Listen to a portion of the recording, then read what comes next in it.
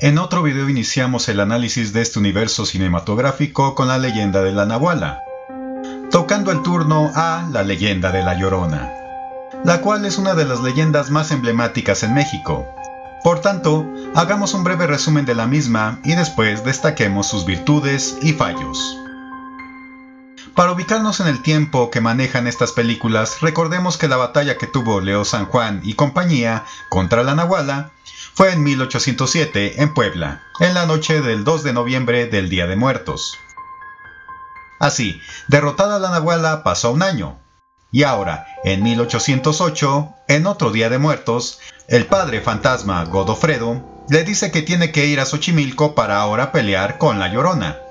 Así, en esta segunda película se da el viaje en globo de Leo San Juan y compañía, quienes van de la ciudad de Puebla a la entonces capital de la Nueva España, para llegar a la zona chinampera de Xochimilco. En Xochimilco vemos a dos niños pidiendo calaverita, siendo secuestrado uno de ellos por la Llorona. Ya en el sitio, nuestros personajes en el globo son atacados por una tormenta, provocando que el prota caiga en alguna parte de Xochimilco, separándose del alebrije y compañía, quienes caen en otra zona. Posteriormente, el Leo es encontrado por la hermana del niño secuestrado, siendo llevado a su casa, donde la mamá de la niña le cuenta la historia de la Llorona, refiriendo que esta era una mujer llamada Yoltzin, quien un día llegó a Xochimilco con sus hijos Olin y Tonatiuh. Era una mamá luchona, al parecer, y al pasar el tiempo la mujer se ganó el cariño de la gente del lugar. Pero una noche, al regresar a su chinampa, ésta se estaba incendiando, siendo que al tratar de apagar el fuego se olvidó de sus hijos, quienes fueron arrastrados por la corriente. Después, pasaron días buscando a los niños, los cuales fueron encontrados muertos en uno de los canales, sufriendo la pena Yoltzin por la pérdida, muriendo esta posteriormente. Pero tiempo después comenzaron los gritos de una mujer en Xochimilco que se lamentaba por sus hijos, y a raíz de eso, niños pequeños comenzaron a desaparecer a causa de la Llorona, dándose así su mito. Ya contada esta historia, la trama de la película se divide. Por un lado, gracias al diario de un fraile que buscaba a la Llorona, Leo San Juan comienza a buscarla junto con la niña que lo rescató. Y por otro lado, los amigos de Leo llegan a la famosa Isla de las Muñecas, las cuales cobran vida y los comienzan a atacar. Por el lado de Leo, la Llorona se le enfrenta varias veces, raptando también a la niña que lo acompañaba, mientras que la alebrije y compañía derrotan a las muñecas y a la casa donde éstas vivían. En lo escrito por el fraile de Xochimilco, se señala que la Llorona debía ver las tumbas de sus hijos para que así descansara en paz, siendo que las tumbas y su guarida estarían en una iglesia hundida en las chinampas. Así, Leo llega a esa iglesia, donde nada para entrar en su interior, descubriendo que tenía dormidos a los niños que secuestraba pensando que eran sus hijos. Leo, al tratar de rescatarlos, busca entre las tumbas las que pertenecían a sus hijos. Y en ese momento sus compañeros se le unen en la batalla y pelean contra esta. Y cuando pareciera todo perdido, Leo encuentra las tumbas de sus dos hijos. Y con ello, la Nahuala se pacifica y por el poder del guión, los espíritus de sus hijos se le aparecen, uniéndosele a ella, dándole gracias al prota por ello, viendo también el espíritu de su madre fallecida. Y así, los espíritus se van a la luz, siendo rescatados todos los niños, finalizando la cinta con la siguiente aventura: pelear contra las momias de Guanajuato. Ahora vamos al análisis del contexto histórico. Obviamente la leyenda de la Llorona en México es significativa. Incluso hoy en día se habla de muchos lugares en el país donde un espíritu al parecer grita por las noches. Y bueno, hay muchos relatos al respecto. Obviamente el relato de Yoltzin no es uno de ellos, ya que este fue inventado para la película. Pues si hablamos de la Llorona original, ni se llamaba así, ni Yoltzin, ni mucho menos su mito se dio cerca de 1808, pues sus más remotos orígenes serían años antes de la llegada española. Y claro, Quienes la citan son fuentes españolas por lo general, empezando por Fray Diego Durán, quien dejó dicho que en los días del Huey Tlatoani Moctezuma II le fue reportado que de noche una mujer lloraba y gemía, pidiendo Moctezuma que si la veían le preguntaran por qué lloraba y gemía.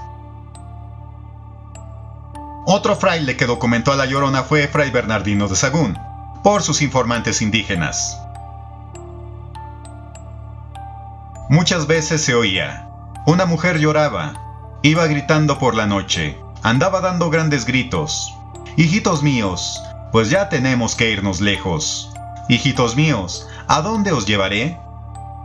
Decían que de noche voceaba y bramaba en el aire. Siendo que el fraile no le dice Llorona, sino Cihuacóatl, mujer serpiente, o Tonantzin, nuestra madre. Y un historiador tlaxcalteca llamado Muñoz Camargo relató: el sexto prodigio y señal que fue, que muchas veces y muchas noches se oía una voz de mujer que a grandes voces lloraba y decía, anegándose con mucho llanto y grandes sollozos y suspiros: oh hijos míos, del todo nos vamos ya a perder. E otras veces decía: oh hijos míos, ¿a dónde os podré llevar y esconder? Así, ¿era verdad o mentira esta Llorona prehispánica? Nunca lo sabremos. Pero si apreciamos una distancia de casi 300 años entre la Cihuacóatl original y la Yoltzin de la película, al contar antes de 1519 hasta 1808. Siguiendo con los datos de toque prehispánico, tenemos los nombres de esta Llorona y sus hijos. Su nombre era Yoltzin, a diferencia de Cihuacóatl o Tonantzin. ¿Y qué podría significar este nombre? Esta sería una palabra náhuatl compuesta teniendo Yol y Tzin.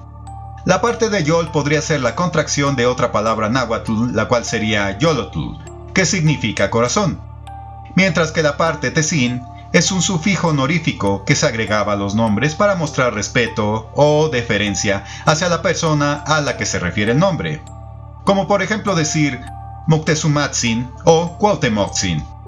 Obviamente añadir Tzin no era autodado por la persona, sino que los demás le debían reconocer un cierto honor y reconocimiento. Por tanto, en la época prehispánica no cualquiera podría agregar a su nombre el reverencial Tzin. Vamos, guardando las distancias, sería algo parecido a lo que hoy pasa en Reino Unido cuando a alguien se le nombra Lord, Lady o Sir. Por tanto, autonombrarse Yoltzin sería hasta un poco soberbio, si somos muy estrictos de parte de esta mujer. Y la posible traducción de Yoltzin sería algo así como venerable corazón. Ahora vamos con los hijos, Olin y Tonatiuh. Olin significa movimiento en castellano, y este era uno de los 20 signos días que aparecen en esta parte del mal llamado calendario azteca. Aquí no creo que los creadores de la película hayan ido tan al fondo como para referir que conforme el Tonalpohualli, este niño nació en un día movimiento, y de ahí su nombre. Mientras que el otro, Tonatiuh, se traduce como sol. Y bueno, espero lo hayan planeado así para ponerles esos nombres, pues si combinamos ambos nombres tendríamos a Olin Tonatiuh, mejor conocido en castellano como Sol de Movimiento. En otras palabras, sus nombres harían alusión a la quinta era en donde nacimos los humanos, el sol que está representado en el centro del Tonalmaxot, y que según los mitos nació en Teotihuacán con el sacrificio de Nanahuatzin, Tecuzistecatl y las demás divinidades. Sol que fue posterior a los soles de agua, lluvia, viento y jaguar. Así, en realidad, el nombre de los niños de La Llorona sí tendría un profundo significado conforme a la cosmovisión prehispánica, tocando el turno de hablar de los aspectos no apegados a los contextos históricos. La calidad de animación mejoró a diferencia de la película anterior, obviamente ya con fondos privados, pero en esta pasó más de lo mismo, en el sentido de mezclar cosas de todo tipo, aunque no fueran acordes al casi inicio de la época independentista. Pues se habla de la isla de las muñecas donde pasa una gran parte de la acción. Isla mito y muñecas que obviamente se empezaron a dar solo hasta mediados de 1950. Es decir, para 1808 ese lugar no existiría en Xochimilco. No pueden faltar los diálogos fresas y chillones de Teodora y su cambio de vestuario más chic. Y bueno, por lo menos se agradece que no caigan en el humor de los albures en que caen otras animaciones. Aquí obviamente también aparece nuevamente el sincretismo del europeo y lo tenido por las culturas originarias,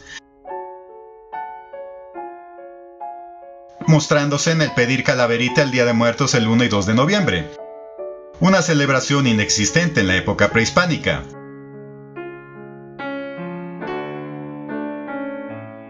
Obviamente los hijos de La Llorona, a pesar de tener nombres en náhuatl, fueron enterrados en una iglesia cristiana, respetando ahora los ritos de la nueva religión que acabó con las creencias antiguas, y la tradición de pedir calaverita, la cual hoy en día ya no se practica tanto. Y bueno, en general hicieron un buen trabajo reflejando la zona de Chinampas y las casas e iglesias de esa zona, la cual aún sobrevive en algunas hectáreas hoy en día, claro, ya sin ajolotes silvestres. Quedando hoy en día que ahí cada año cerca de Día de Muertos hacen representaciones teatrales de La Llorona. Así como la película anterior, esta es un buen esfuerzo por hacer accesibles nuestros mitos y leyendas. Y bueno, animación al fin. Pero en esta ocasión vieron un poco más allá de los datos históricos que están detrás de la leyenda de La Llorona.